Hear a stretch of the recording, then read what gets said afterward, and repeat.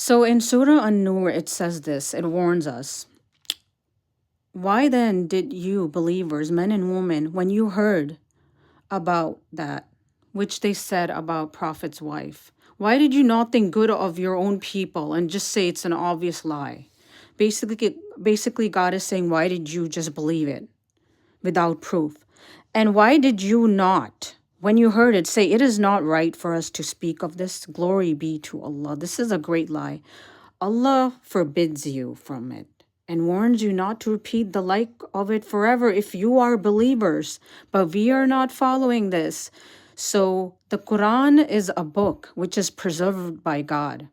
Allah says He's preserving it in the Quran. So this is the basic.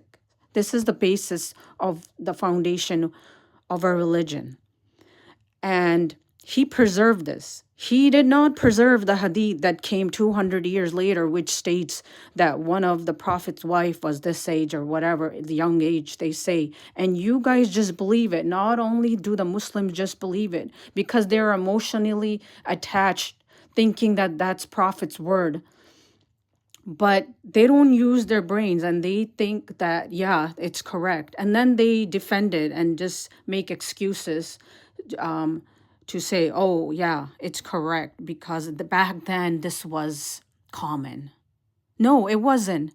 You know it's wrong. You know that's not true. It's a slander against the Prophet, and you are doing exactly what Allah says not to do, to just believe a lie. The hadith is not preserved. Now I understand some of the things might be fine. You know, we, after the Quran, in the Quran, Allah says after the Quran, anything that comes to us, we have to use our hikmah, which is not mentioned in the Quran.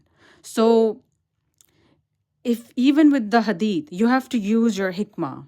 So the hadith is compiled by people 200 years after the Prophet. So for you to just believe everything in it blindly, you're in big trouble for believing that.